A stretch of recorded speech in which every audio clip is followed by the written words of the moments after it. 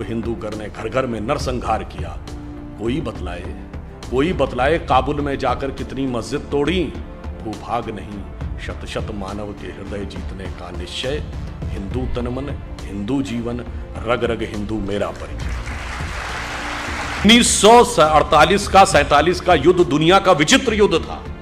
हमेशा युद्ध विराम की मांग वो सेना करती है जो हार रही हो। संयुक्त राष्ट्र में वो देश जाता है जो छोटा हो, कमजोर हो, हार रहा हो। यहां हम बड़े थे, ताकतवर थे, जीत रहे थे। बस 48 से 72 घंटे की बात थी, पीओके हमारा होना चाहिए, हम संयुक्त राष्ट्र संघ में चले गए। ऐसे विचित्रता के उदाहरण हमने प्रस्तुत किए और भारत की छवि बनी कि एक सॉफ्ट स्टेट है।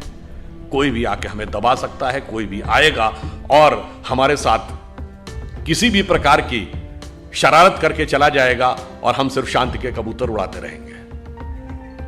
परंतु वो भूल गए कि हम जिस परंपरा के में विश्वास करते हैं, भारतीय परंपरा ये कहती है कि हम नाग पंचमी भी मनाते हैं, सांपों को दूध भी पिलाते हैं, तो नाग यज्ञ करने का सामर्थ्य भी रखते हैं जिसमें सारे नाग आकर आहुति।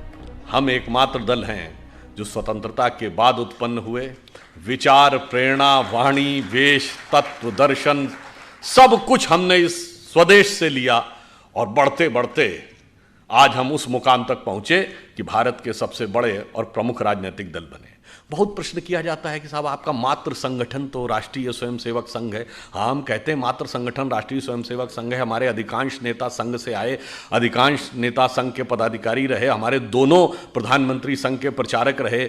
परंतु जो सवाल हमसे पूछते हैं, और संघ के संस्थापक डॉक्टर केशवराव बलिराम हेडगेवार थे, मैं प्रश्न पूछना चाहता हूं जो हमसे पूछते हैं कि आपका मात्र संगठन कौन, तो मैं पूछना चाहता हूं आपका मात्र संगठन कौन? कांग्रेस का संस्थापक कौन? एलन ऑक्टेवियम ह्यूम, ब्रिटिश सरकार का सेक्रेटरी। तो आपका तो मात्र संगठन ब्रिटिश सरकार हो गई। और बहुत से लोगों को नहीं ध्यान होगा कि कांग्रेस के पहले 4-5 अध्यक्षों के नाम बनाए तो एलन ऑक्टेवियम ह्यूम अध्यक्ष नहीं थे, वो संस्थापक थे।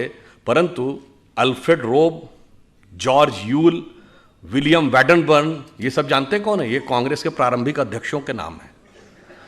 और इतना ही नहीं, 1910 का वह वर्ष जिस वर्ष में वीर सावरकर को 2 जन्मों के काला पानी की सजा, 2 जन्मों के कारावास की सजा हुई, उस 1910 के वर्ष में कांग्रेस का अध्यक्ष William Wedderburn secretary government of India था। अब बताइए, आप ब्रिटिश हुक्मरान के हुक्म के नीचे पैरों के तले बैठकर स्वतंत्रता का आंदोलन लड़ रहे थे। इसलिए भाई, अपने मातृ संगठन, तुम्हारा मातृत्व भ्रातृत्व कहां था, यह देख लिया जाए तो दूध का दूध पानी का पानी हो जाता है। इसलिए जब हम यह बात कहते हैं कि इस देश में एक बड़ा परिवर्तन आया, तो आप देखिए, जब स्वतंत्रता का अमृत महोत्सव आया 2022, तो एक और परिवर्तन है। इस समय भारत के सभी प्रमुख पदों पर विद्यमान लोग, राष्ट्रपति, प्रधानमंत्री, लोकसभा अध्यक्ष, राज्यसभा के उपसभापति और चाहे गृह मंत्री, रक्षा मंत्री, सभी स्वतंत्र भारत में पैदा हुए हैं। तो यह भी एक काल चक्र के एक बड़े परिवर्तन को दर्शाता है कि अब भारत एक लंबी छलांग मारने के लिए आगे तैयार है। अब यह प्रश्न उठता है कि हम ये अगले 25 वर्ष में प्राप्त कैसे करेंगे? तो देखिए, इन 25 वर्षों में जो हमें आगे बढ़ना था, जैसा अभी पुष्यमित्र जी चर्चा कर रहे थे कि सुदर्शन जी ने कहा था कि भारत एक बड़े संक्रमण काल से गुजर रहा है, और उन्होंने कहा था वो 175 वर्ष का है, और वो 100 ये कहा था श्री अरविंदो ने। और श्री अरविंद का भी 15 अगस्त 2022 150 वर्ष पूरे हुए थे। श्री अरविंदो ने कहा था भारत एक महान परिवर्तन से गुजर रहा है जो 175 वर्ष का है, जिसका प्रारंभ स्वामी रामकृष्ण परमहंस के जन्म से हुआ। उनका जन्म 1836 में हुआ था, 175 साल 2011 में पूरे होते हैं। उन्होंने कहा था उसके बाद भारत का स्वर्णिम भविष्य दिखने लगेगा। अब कोई संदेह है कि 2011 के बाद क्या दिखना शुरू हुआ था? तो जो 21वीं सदी भारत की होगी, इसमें कोई संदेह नहीं है। भारत में किस विचार की होगी, यह संकेत भी 2011 के बाद यानी 2012 ऑनवर्ड्स मिलना शुरू हो गया था। तो जो महापुरुषों के वचन हैं वो व्यर्थ नहीं जाते हैं, हमें यह समझना चाहिए। इसीलिए देखिए, जब हम सत्ता में आए 2014 में, तो स्वतंत्रता की सार्थकता कहां से होनी थी? आज हम स्वतंत्र हैं, राज्य हमारा है, हमारे तंत्र में स्वतंत्र कितना है? ये वही स्वतत्व है जिसके लिए लोकमान्य तिलक ने स्वराज्य कहा था। महात्मा गांधी ने 1909 में पुस्तक लिखी हिंद स्वराज, उसमें उन्होंने कहा कि अगर हम ब्रिटेन से मुक्ति चाहते हैं और खुद ब्रिटेन की नकल बनना चाहते हैं तो यह स्वराज नहीं हो सकता। यह स्वराज है क्या? तो उन्होंने यह कहा, स्वराज की पहली शर्त क्या, जब तक स्वतंत्रता की सार्थकता का आभास हर गरीब व्यक्ति के हाथ में न पहुंचे, तो कहते हैं ना, उगा सूर्य कैसा कहो मुक्ति का ये उजाला करोड़ों घरों में न पहुंचा। तो 15 अगस्त 2014 को जब प्रधानमंत्री श्री नरेंद्र मोदी जी ने अपना पहला वक्तव्य दिया तो क्या कहा, जन धन योजना। ये कैसे संभव था कि भारत महान भारत बनेगा, आधे से ज्यादा लोग 60% लोगों का बैंक अकाउंट ही नहीं होगा, वो अर्थव्यवस्था के हिस्से ही नहीं होंगे। फिर उन्होंने क्या कहा, स्वच्छ भारत अभियान। फिर उन्होंने क्या कहा, बेटी बचाओ बेटी पढ़ाओ। तो तमाम राजनीतिक पंडितों ने कहा ये स्वच्छता और बेटी बचाओ बेटी पढ़ाओ तो नॉन पॉलिटिकल इश्यूज हैं, इनका क्या मतलब है? इनका मतलब जानते हैं क्या था? मतलब यह था, जो परिवर्तन हुआ था 2014 में, वो सिर्फ सरकार बदलने के लिए नहीं हुआ था, वो विचार और मानसिकता को बदलने के लिए हुआ था। इसीलिए आपने देखा कि 2014 के बाद जब उन्होंने स्वच्छता की बात कही, पहली बात, ये तीनों विषय किससे संबंधित थे? ये किसी बड़े उद्योगपति या संपन्न वर्ग के लिए थे ना, तीनों गरीब के लिए थे। जन धन योजना यानी अकाउंट गरीब के लिए था, स्वच्छता का सबसे अधिक कुप्रभाव पड़ता था तो गरीब पे पड़ता था, और बेटी बचाओ का जो भी समस्या थी वो निर्धन वर्ग या निम्न मध्यम वर्ग या मध्यम वर्ग तक थी। तो आप देखिए परिवर्तन इतना आया कि 2014 से पहले जितनी आसानी से किसी के हाथ में रात में गेम खेला और 2 बजे कोई प्रॉब्लम आ गई। अब प्रॉब्लम है टाइम देख के तो आती नहीं। दिस इज कुछ भी रमी.com। रैपर हो, कोई गुटखे का टुकड़ा हो, कुछ हो, बड़ी आसानी से लोग सड़क पे फेंक दिया करते थे। अब 8 साल में हमने देखा कि हमारे विचार में, सोच में बदलाव आया। अब कोई ऐसे नहीं फेंकता, हम देखते हैं कि कहां पर जाके कूड़ादान है वहां डालते हैं। बेटी बचाओ बेटी पढ़ाओ कहा गया तो कितना बड़ा परिवर्तन आया कि जो लिंग अनुपात था नवजात शिशुओं का, उसमें 29 पॉइंट की बढ़ोतरी हुई। और वह राज्य जो हरियाणा राजस्थान जैसे राज्य जहां सबसे खराब स्थिति थी, वहां स्थिति अब बहुत बेहतर हो गई। एक सोच में परिवर्तन आया। 46 करोड़ लोग फाइनेंशियल इंक्लूजन से जुड़े, जो विश्व का सबसे बड़ा फाइनेंशियल इंक्लूजन था। अगली जरूरत क्या होती है गरीब की?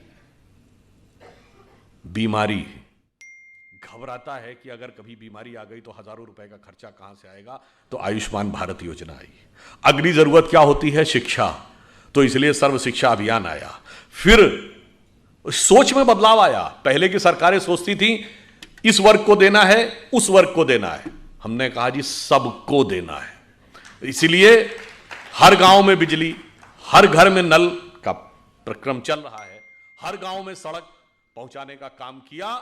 और मैं यह भी कहना चाहता हूं, धारणा यदि प्रचलित यह भी हो कि कोई हमें वोट दे रहा है या नहीं दे रहा, इसके बावजूद हमने दिया। जिन वर्गों के बारे में धारणा थी कि वो हमें वोट नहीं देते, उनके भी 70% लोगों को सरकार की किसी न किसी योजना का लाभ मिला। यह हमारी ईमानदारी, राष्ट्र के विकास के प्रति हमारी निष्ठा का प्रमाण था। अब जब आप प्राथमिक सुविधाएं दे लेते हैं, तब आगे बढ़ना चाहिए। आज के युग में अगर किसी को आगे बढ़ना है तो अगली रिक्वायरमेंट क्या है? सड़क, बिजली।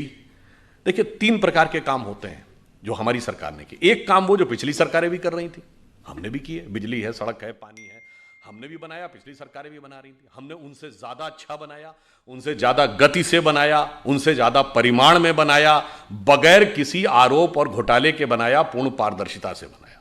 दूसरी कैटेगरी के वो काम होते हैं जो पिछली सरकारों ने सोचा मगर करने की हिम्मत नहीं कर पाई, जैसे जीएसटी, जैसे सर्जिकल स्ट्राइक। तीसरी कैटेगरी में वो काम आते हैं जो पिछली सरकारों के कल्पना में ही नहीं आए होंगे, हमने वह भी करके दिखाया। तो प्रधानमंत्री जी ने किस रूप में सोचा? जब हम लोगों की विचारधारा के हाथ में पूर्ण सत्ता आती है तो देखिए सोचते कैसे हैं। दीनदयाल जी का अंत्योदय साकार किया, सबको देके। चाहे अगर आप याद करिए उज्ज्वला योजना में उन सारी महिलाओं को जिनके के लिए धुएं के से निकलने वाले आंसू नियति बन गए थे, उनको उनसे मुक्ति दिलाई। और यह भी महत्वपूर्ण बात देखिए, 2014 में एक और परिवर्तन आया। इससे पहले लोग सरकारों से अपेक्षा करते थे हमें और चाहिए, हमें और चाहिए। पहली बार ऐसा हुआ शायद लाल बहादुर शास्त्री जी के बाद, जब प्रधानमंत्री जी ने कहा जो सक्षम है, समृद्ध हैं, संपन्न हैं, अगर हो सके तो सब्सिडी छोड़ दें, और 1 करोड़ से अधिक लोगों ने छोड़ दिया। यह तब होता है जब नेतृत्व की नीयत पर विश्वास होता है। तो देखिए, पहला चरण यह था कि किस ढंग से पहले सबसे गरीब वर्ग को जीवन की मूलभूत आवश्यकताएं उपलब्ध कराई जाए। उसके बाद अगला चरण देश के आर्थिक विकास का मार्ग प्रशस्त किया जाए। इसलिए इस कैटेगरी में वो काम आए, जैसे मैंने बोला, जीएसटी। पिछली सरकार ने भी तो कोशिश की थी, नहीं हो पाए। पूरे देश को एक टैक्स लॉ के अंतर्गत लाना ताकि बिजनेस को ग्रो करने का एक बड़ा अवसर मिल सके। उसके बाद ये सारी चीजें बेमानी हैं यदि आप सुरक्षा देश की मजबूत ना कर सकें। अब हमने आपको बताया जो सर्जिकल स्ट्राइक थी, बहुत से पिछली सरकारों ने क्लेम किया जी हमने भी कहा था, हमने भी भाई किया था तो क्यों नहीं हो पाया। और यह बात मैं प्रमाण के साथ बोलता हूं। अमेरिकी राष्ट्रपति बराक ओबामा ने अपनी किताब द प्रॉमिस लैंड में लिखा, 2010 में भारत आए थे, उस यात्रा का वृत्तांत देते हुए उन्होंने लिखा कि 26/11 के हमले के बाद उस समय की सरकार ने, जबकि सेना तैयार थी पाकिस्तान के ऊपर एक स्ट्राइक करने के लिए, उस समय की सरकार ने इसलिए अनुमति नहीं दी क्योंकि उस सरकार को लगता था कि इससे उपजे वातावरण से भाजपा को राजनीतिक लाभ न मिल जाए। यह आपकी हिम्मत नहीं थी, इसलिए नहीं कर पाए।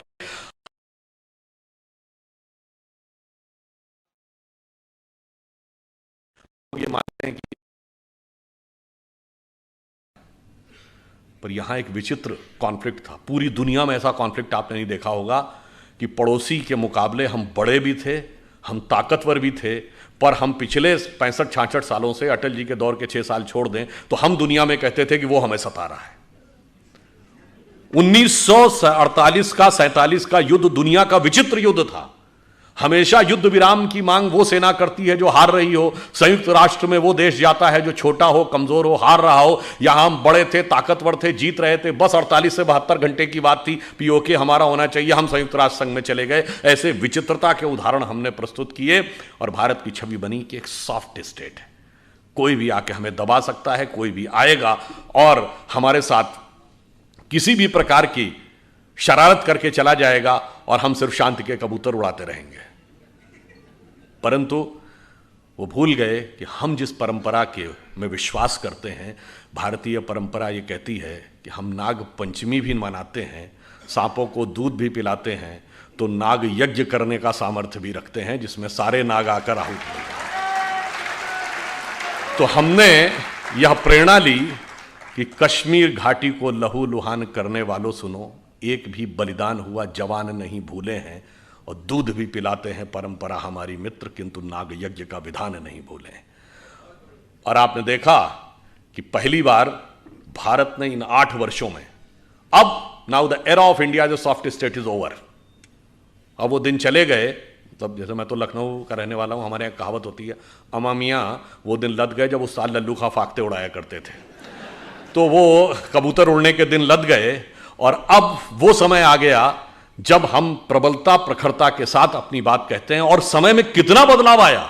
ये 8 वर्ष, 75 वर्ष के पहले 8 वर्ष हैं जब हमने पाकिस्तान से कोई ऑफिशियल बायलैटरल डायलॉग, औपचारिक द्विपक्षीय वार्ता नहीं की। और इसके बावजूद क्या हुआ, ये पहला मौका है। आप याद करिए, एक दौर था 1990 में, उस समय बेनजीर भुट्टो ने पाकिस्तान के नेशनल असेंबली में बोला था, जगमोहन जी गवर्नर थे उनके लिए, कि ये जगमोहन को हटाओ नहीं तो इसको भगमोहन बना देंगे। और हमारी सरकार ने हटा लिया था। और एक ये दौर था जब पाकिस्तान के మాకు లేక 10 years తర్వాత ఒక బాబు పుట్టినాడు. ఆ బాబుకు 2 months అవుతా ఉంది. 2 months తర్వాత హార్ట్ ప్రాబ్లం వచ్చి ఇన్స్పెక్షన్ అయిపోయి, ఇన్స్పెక్షన్ ఊపిరితిత్తుల్లోకి పాలు వెళ్ళిపోయింది.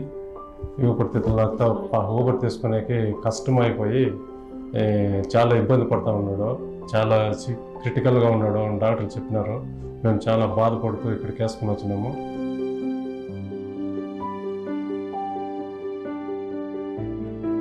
మేము కూలీ నాలు చేసుకునేవాళ్ళం. మేము గుడిసింట్లో ఉండేవాళ్ళము, కూలికి పోయేవాళ్ళం. రోజుకు 200 రూపాయలు ఇద్దరు సంపాదిస్తాం. మాకు తినేకి కూడా లేదు. నాకు బాబు नेशनल असेंबली में खड़े होकर इमरान खान ने कहा कि जो कुछ इन्होंने बालाकोट में किया उससे ज्यादा खौफनाक कुछ करने जा रहे हैं। याद करिए कि पाकिस्तान के फॉरेन मिनिस्टर शाह महमूद कुरैशी का बयान नेशनल असेंबली में, आप सबको वो वीडियो क्लिपिंग याद होगी। उन्होंने कहा कि साहब हमारे पास आर्मी चीफ आए, उनके पैर कांप रहे थे, उन्होंने कहा खुदा का वास्ता है कि अभिनंदन को वापस कर दीजिए शाम तक, वरना 9 बजे के बाद हिंदुस्तान अटैक कर देगा। ये तो 1971 में कभी नहीं हुआ कि फॉरेन मिनिस्टर और आर्मी चीफ ये कहे कि उसके पैर कांप रहे थे, वो भी पाकिस्तान की नेशनल असेंबली में। उनका दिया बयान है, किसी पत्रकार का बयान नहीं है। यह परिवर्तन आया। फिर कुछ काम ऐसे जो इस अमृत काल को आगे वास्तविकता में चरितार्थ करेंगे, जो किसी ने सोचा नहीं। जैसे अगर भारत को इलेक्ट्रिसिटी चाहिए, विकसित देश बनना है, तो पावर रिक्वायरमेंट है इंफ्रास्ट्रक्चर के बाद। अब पावर में हमारा 44% पावर कोल से आता है। अब कोयले से अगर हम इतनी भारी मात्रा में एनर्जी लेंगे तो एक तो उससे पर्यावरण का बहुत प्रभाव पड़ेगा आने वाले समय में, और हम कितनी ऊर्जा ले पाएंगे। तो इस पर सोचना चाहिए कि भगवान ने भारत को क्या दे रखा है। देखिए, भारत के 2 छोरों को देखिए, पूर्वी छोर और पश्चिमी छोर। पश्चिमी क्षेत्र का जो इलाका है, जिसमें गुजरात है, राजस्थान है, वैसे आजकल तो वहाँ पानी बहुत गिर रहा है, मगर सामान्यतः वहाँ पानी की कमी रहती है, मगर सूर्यदेव बहुत प्रचंड रूप में वहाँ पर अपना प्रबलता दिखाते हैं। और जो पूर्वी हिस्सा है, जिसमें बिहार है, उड़ीसा है, बंगाल है, असम है, वहाँ नदियों के पाट बहुत चौड़े हैं, बहुत पानी गिरता है, बाढ़ की समस्या रहती है। अब देखिए, उन्होंने सोचा कि इसको हम कैसे भारत की सामर्थ्य के लिए प्रयोग कर सकते हैं। तो जो पूर्वी हिस्सा था, वहाँ पे